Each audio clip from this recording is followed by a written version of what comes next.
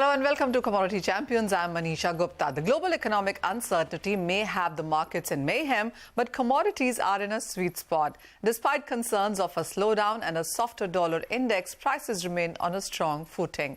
This can be attributed to strong supply and demand fundamentals, and experts say that strong trade data from China will only boost the market sentiment further. This is particularly true in metal prices, which experts say have bottomed out and are on the cusp of a rebound. Copper has already begun that rebound after 3 straight weeks of a decline. Lower inventories and production stopped the metal's decline, with the same factors likely to keep prices higher going forward.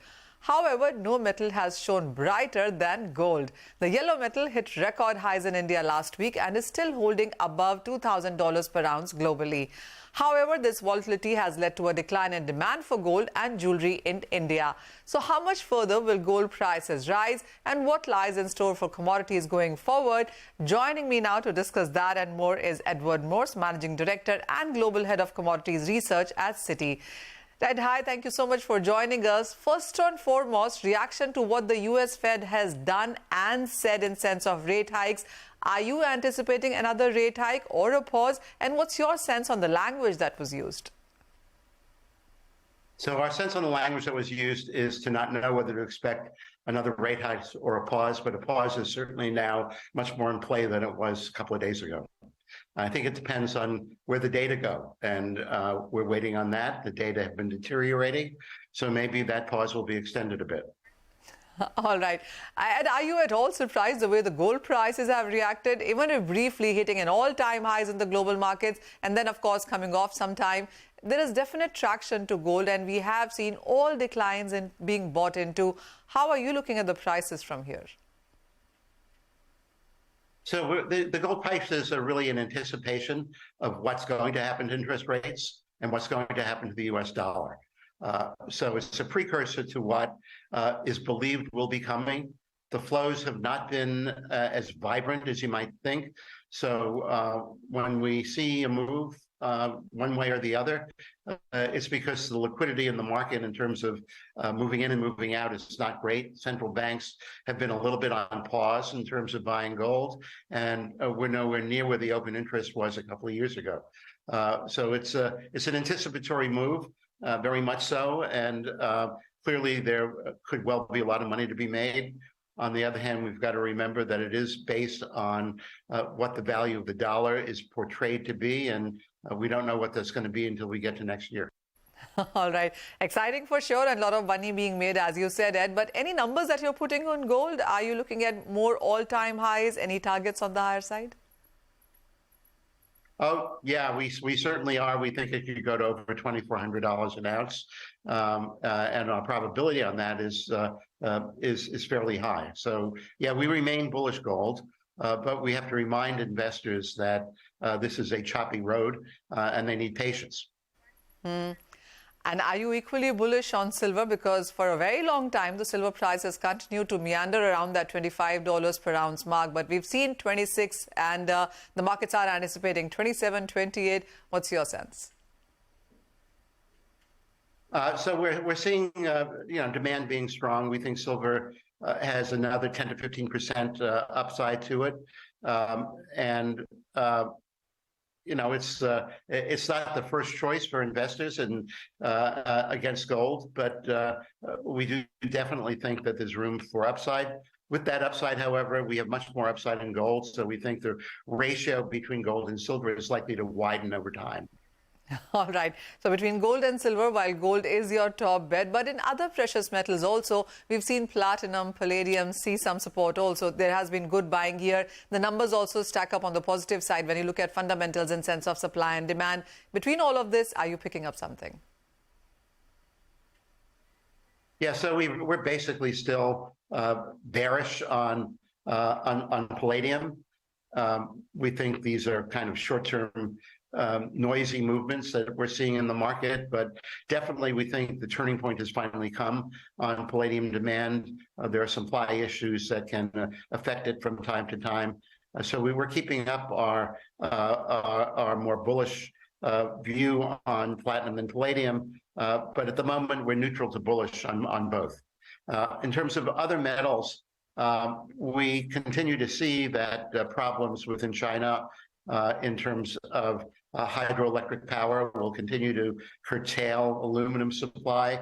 The curtailment is lasting longer than we thought. The weather has not been behaving. There should be a change in weather conditions by the summer to bring some relief there. On the other hand, the China story gets very complicated with metals because we've had an inventory situation that allows for enough inventory to be drawn down. On the other hand, the future looks particularly bright for some metals. We are in the longer term extremely bullish copper. We don't know where copper prices could go, but our estimate for 2025 is in the $12,000 per ton range, which is significant upside from under 8,500 right now. The upside in others depends on where you're looking. Lithium is another area where we think there could be 100% upside this year. On the other hand, what happens in the year after that and the year after that is a function of a combination of technology and lithium supply development. There's no doubt that there is significant supply potentially available for lithium, particularly in the so-called Latin American triangle involving Argentina, Chile, and Bolivia. Lots of potential development, but lots of political obstacles. And the same is true on copper. So while we see upside from copper on the demand side, the real issue is going to be, are there going to be significant blockages on the supply side rather than the demand side? And then again, we've got to turn toward that Latin American set of countries, among others, in order for Chile to continue to keep its percentage share of the global market, which is critical to where the prices are going to go. We need to have some clarity in what government planning is and whether the government's plan to keep a very strong national hand in the mining side and even to strengthen it by effectively nationalizing the lithium industry remains a large concern. So there are significant concerns on base metals mining. There's concern, obviously, on cobalt because of its concentration in an area where social issues are not very positive in terms of international investment. But a world that is going through an energy transition to reducing significantly carbon uses in the world and fossil fuel uses in the world, you can't get there without a significant increase in both battery supply, battery technology, the metals that go into battery makeup. They may be changing over time, but it remains a fairly bullish story for the next decade. All right. So, yeah, well, yes, a lot of stuff happening in mining and smelting there. But I get your point that 100% upside on lithium from here, and copper could make all-time highs in 2025. But when we talk about metals, there has been an underperformance that we've seen in zinc, for example. The ferrous metals like steel and iron ore have simply been collapsing. A double-digit percentage decline in the last 1 month for both of these. How are you looking at the price coming back? How are you looking at the Chinese factor as well? Because there the fundamentals don't seem so supportive. Well, on iron ore, there is a fundamentals element to it because China did start importing iron ore again from Australia. There is abundance on the supply side, and the drop was bound to come. We had thought it was going to come in the second half of the year rather than in the first quarter of the year leading into the second quarter, and we had to revise that forecast down. But we were fairly confident on where both steel and iron ore were going. On zinc, it's partly a function of what the inventory situation is, and partly a function of what industrial recovery is around the world, including China. We know that zinc in Europe has not been strong on the supply side, nor on the demand side, and in China. We have a negative PMI for the last month. We don't really know whether what we've seen in China is just I was going to say optical illusion, but just a function of reopening and people being happy to get out of the street, people happy to move around, people happy to spend money for the time being. But the property sector is seeing very limited glimpses of improvement. There's a big supply still available in the market. There are financial conditions that are worrisome. The unemployment situation of youth grew to 20% at a time when we thought the economy might be booming. So we don't know whether there's going to be momentum continuing into the second half of the year. If there is a stall out, then everybody's judgment on demand growth for commodities in China will have to be revised, whether you're looking at oil or aluminum or copper or anything else. All right, get that. Another point that I want to talk about to you, Ed, is the de-dollarization, because many of these commodities, most of them actually are dollar denominated. They are put out in dollars as well. So with this big concept, while it is being talked, what is your sense on what is happening on ground? Well, we've had some movement in it, and the movement has been high in percentage terms this year. But we also think it's limited. It's a very difficult thing to do. There has been an erosion of the dollar in some places and a growth of its utility in other places. I know if we talk about your country, there was talk today about what is Russia going to do with all of the currency is getting paid by buyers of their crude from your country and your local currency, and they don't know what to do with it in terms of what they may be purchasing. China is in a position where it's taking advantage of a situation in which it is seeing growth in its trade relations with certain countries that are using renminbi as a payment source. On the other hand, the government has been relatively insecure about allowing the currency to become a fully utilized international reserve as well as transaction currency. If they do that, they are concerned significantly about capital flight, and we don't think they're going to move very fast, very far, much above where they're going. So I'd say, yeah, de-dollarization is something that has gone up with the sanctions that the G7 countries, including the U.S., have imposed, particularly on Russia. It's been worried about in terms of where U.S.-China economic and political relations are going.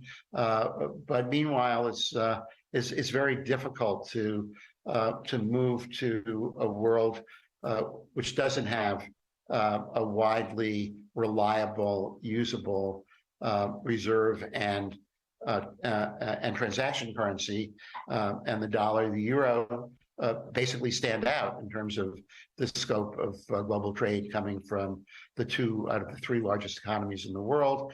And China will find itself in a difficult situation, trying to undo all of its own entanglement with the U.S. dollar. So yes, a little bit of erosion, but we think exaggerated at the end of the day.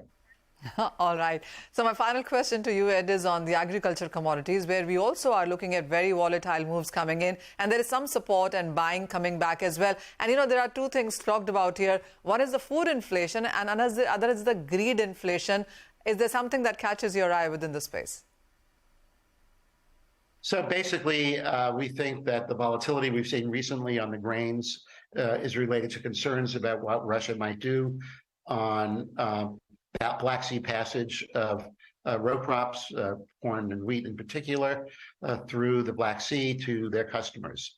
Russia's in a bind on this. Certainly, it is in conflict with the Ukraine, but it also tries to be a supporter of countries that are friendly to it, and those countries are recipients of row crops and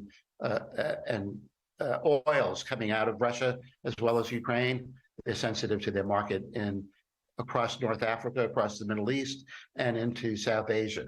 The rest of the world looks like it's having a significant sowing season for row crops, and the yields look to be promising. given where weather conditions have been so far. The Brazilian yields have been quite high.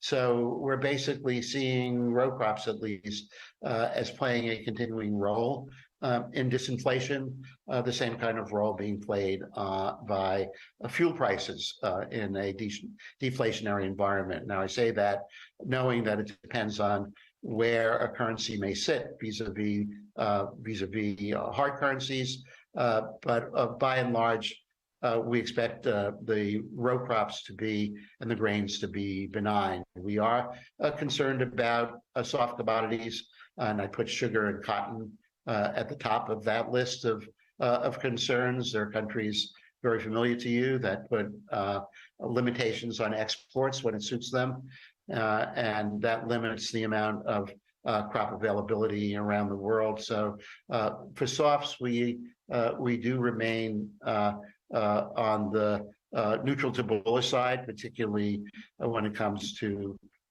coffee to more of a degree than for others.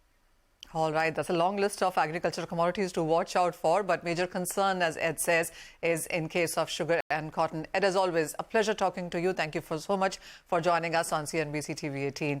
With that, it's time for a short break, but coming up, we will take stock of silver's demand scenario, supply chain concerns and outlook going forward with Michael Lorenzo of the Silver Institute on the other side.